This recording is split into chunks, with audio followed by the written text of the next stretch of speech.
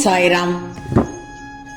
என் அன்பு குழந்தையே, எத்திசை நோக்கினாலும் உனக்கான கதவுகள் மூடப்பட்டிருப்பது போல் நீ உணர்கிறாய். சாயப்பா, உங்களை வணங்கியும் உங்களை சரணடைந்தும் பிரச்சனைகள் இன்னும் குறையவில்லை, தேவைகள் இன்னும் பூர்த்தியாகவில்லை. இன்றைய தினத்தை விட வரும் நாட்கள் இன்னும் கடினமாக சென்று கொண்டிருக்கிறது. ஏன் சாயப்பா, எனக்கு மட்டும் ஏன் இப்படி இந்த நிலை அவல நிலை என மனதிற்குள்ளே பல கேள்விகளை என்னிடம் கேட்டுக்கொண்டே இருக்கிறாய். என் செல்வமே, இன்னும் 3 நாட்கள் பொறுத்திரு. முத்தான 3 செய்திகள் உன்னை தேடி வரப்போகுது. நம்பு தங்கமே, நான் சொல்வதை நம்பி கேள். என் செல்வமே, உன் மனதில் நீ கொண்டுள்ள கேள்விகளுக்கான விடைகளை அனுபவங்கள் பெற்றுத்தரும். அப்பா, உங்களை வணங்கிய நாள் முதல் சோதனைகள் மேல் சோதனைகள் வருகிறது. என்னால் தாங்க முடியவில்லை, சமாளிக்க முடியவில்லை என்று மன்றாடுகிறாய். உன் வலிகளும் வேதனைகளும் எனக்கு புரியாமல் இல்லை. உனக்கு வரவேண்டியது அனைத்தும் சரியான நேரத்தில் உன்னை வந்து சேரும். இன்னும் 3 நாட்கள், 3 நாட்கள். நான் தரும் 3 செய்திகள் உன்னை தேடி வரும். நான் தரும் வாய்ப்புகள் உன்னை தேடி வரும். பெற்றுக்கொள். இதோ உனக்கான நேரம் மிக அருகில் வந்துவிட்டது. இவ்வளவு நாள் நீ அனுபவித்த சோதனைகளுக்கு பலனாக உன் மனம் மகிழ உள்ளது. உன்னை வணங்கியது போதும், என் பிரச்சனைகள் தீரவில்லை என்று என் மீதான உன் வெறுப்பு விருப்பான நேரமாக மாறிவிட்டது. நல்ல நேரம் வந்துவிட்டது. வாய்ப்பை பயன்படுத்திக்கோ. தக்க முறையில் நல்ல செய்தி வந்துவிட்டது. இந்த வாய்ப்பை பயன்படுத்திக்கோ.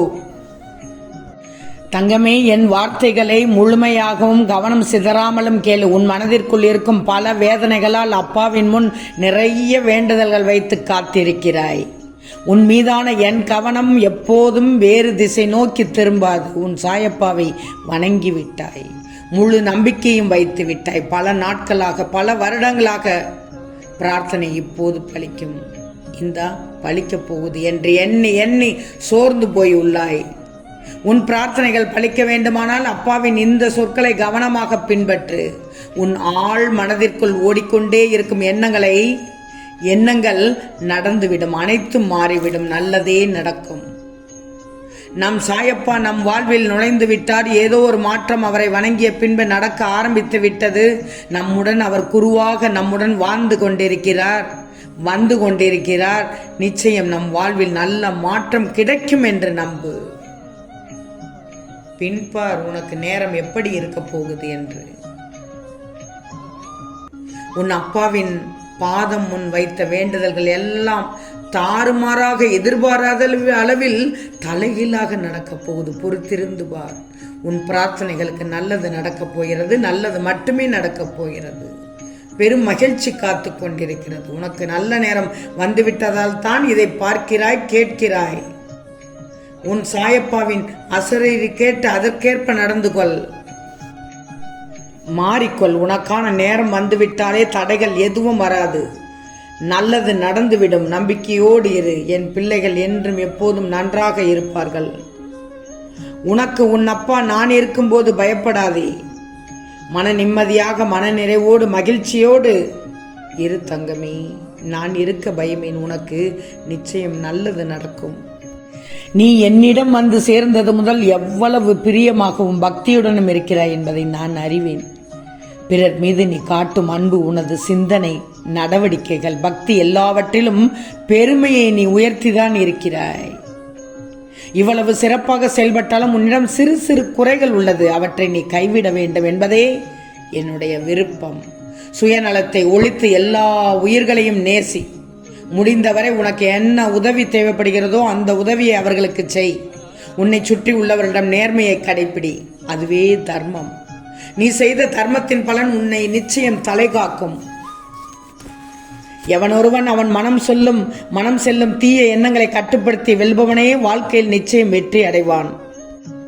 நீ நல்ல எண்ணங்களோடு செயல்பட்டால் நிம்மதி கிடைக்கும். செல்வம் பின்தொடர்ந்து வரும், மகிழ்ச்சி பின்தொடர்ந்து வரும். இவையெல்லாம் பின்தொடர்ந்து நிழலாக வரும். பின்பற்றாதவனுக்கு வாழ்க்கை துன்பத்தை மட்டுமே தரும். வெறுப்பு என்பதை நீ வெறுப்பாக பார் தங்கமே. அனைவரையும் நேசித்து மகிழ்.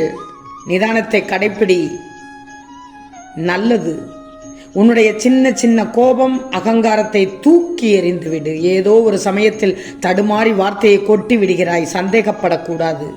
கோபத்தினால் நிறைய பேரை இழக்க நேரிடும். உன்னுடைய கடந்த காலமும் நிகழ்காலமும் எனக்கு தெரியாது என்று நினைத்து கொண்டிருக்கிறாய். உன் எதிர்காலத்தை நிர்ணயித்தவனே நான் தான். கோபம், கடுஞ்சொற்கள் வேண்டாம். பொறுத்து போ. உன் மனதை லேசாக்கிக்கொள். நிச்சயம் நீ நன்றாக இருப்பாய். செல்வமே, உன் மனதில் இருக்கும் அனைத்து எதிர்மறை எண்ணங்களையும் அழித்துவிடு. நன்றாக இருப்பேன், லட்சியத்தை அடைவேன் என்று முதலில் நீ நம்பிக்கையாக இரு. அப்போதுதான் உன் வாழ்வில் வெற்றியும் அமைதியும் ஏற்படும். நேர்மையாக நல்ல எண்ணத்தோடு சிந்தனை செய். நான் எதிர்பார்க்கும் எந்த நன்மையும் நடக்கவில்லை, கெடுதலே நடக்கிறது என்று புலம்பாதே. சில விஷயங்களை நீ எதிர்பார்த்து நடக்காமல் போனால் உனக்கு தீமைதான் என்று முடிவு செய்யாதே. வாழ்க்கையில் ஏற்ற இறக்கமான சூழ்நிலை இருப்பது இயற்கையே. ஆனால் உன் வாழ்வில் எது ஏற்றம் இறக்கம் என முடிவு செய்வதை விட காலம் அதனை முடிவு செய்யும் போது ஏன் இப்படி நடந்தது என உனக்கு புரியும். கவலைப்படாமல் உன் கடமைகளை மட்டும் செய். அன்பான, நிறைவான, மகிழ்ச்சியான வாழ்க்கையை என் ஆசீர்வாதங்களுடன் நன்றாக வாழ்வாய். இனிமேல் எல்லாமே ஏற்றம்தான். இது என் சத்திய வாக்கு. உன் மனம் தெளிவானால் உன் வாழ்க்கை தெளிவாகும். அதை விட்டுட்டு தேவையில்லாத சிந்தனைக்கு இடம் கொடுக்காதே. முதலில் அதை மாற்றிக்கொள். மாற்றான் விஷயத்தில் தலையிடாதே. தேவையில்லாமல் எதற்கும் நீயாக முன்வராதே. அவரவர் விதிப்படிதான் நடக்கும். மீறினால் நீ வருத்தப்படுவாய். உன் வாழ்க்கையை சீர்படுத்தி கர்மபலன்களை விலக்கி, கடன் தொல்லை, உடல் மற்றும் மனம் சம்பந்தப்பட்ட வியாதிகளை விலக்கி உன்னை பெரும் செல்வந்தனாக அனைவரும் வியக்கும் வண்ணம் வாழ்க்கையில் உன்னை உயர்த்தப் போகிறேன். பொறுத்திருந்து பார். அந்த முத்தான 3 செய்திகளுக்காக பொறுத்திரு. எப்படியெல்லாம் உன் நிலை மாறப்போகிறது என்று பொறுத்திருந்து பார். மகிழ்வாய். அதற்கான நேரம் தொலைவில் இல்லை. இன்னும் 3 நாட்கள். எனக்காக யாரும் இல்லை என்று மட்டும் புலம்பாதே. உன்னை கண்போல் நான் காப்பேன். விரைவில் மாறுதல் ஏற்பட்டு உன் மனம் தெளிவு பெறும். தங்கமே, ஒன்று மட்டும் நல்லா தெரிஞ்சுக்கோ. இல்லாததை தேடுவதில் தப்பில்லை. இருப்பதை தொலைப்பதுதான் தவறு. வாழ்க்கையில் பணத்தை தொலைத்தவர்களை விட பணத்துக்காக வாழ்க்கையை தொலைத்தவர்கள் தான் அதிக பேர் இருக்கிறார்கள். பெருமைக்காக வாழாதே. மன நிம்மதிக்காக வாழ்ந்து பார். உண்மையான சந்தோஷம் கிடைக்கும். சந்தோஷம் என்பது நீ வாழும் இடத்தில் இல்லை, நீ வாழும் விதத்தில் தான் உள்ளது. நான் எத்தனை முறை உனக்கு சொல்லி இருக்கிறேன். கேட்டுக்கோ தங்கமே, கேட்டுக்கோ. பெருமைக்காக வாழாதே. மன நிம்மதிக்காக வாழ்ந்து பார். உண்மையான சந்தோஷம் கிடைக்கப் போகுது. அதற்காகத்தான் சொன்னேன். ஆம் செல்லமே, நிச்சயம் நடக்கும். நல்லது நடக்கும். நல்லது மட்டுமே நடக்கும். அது நன்மையாகவே இருக்கும். ஓம் சாய்ராம்.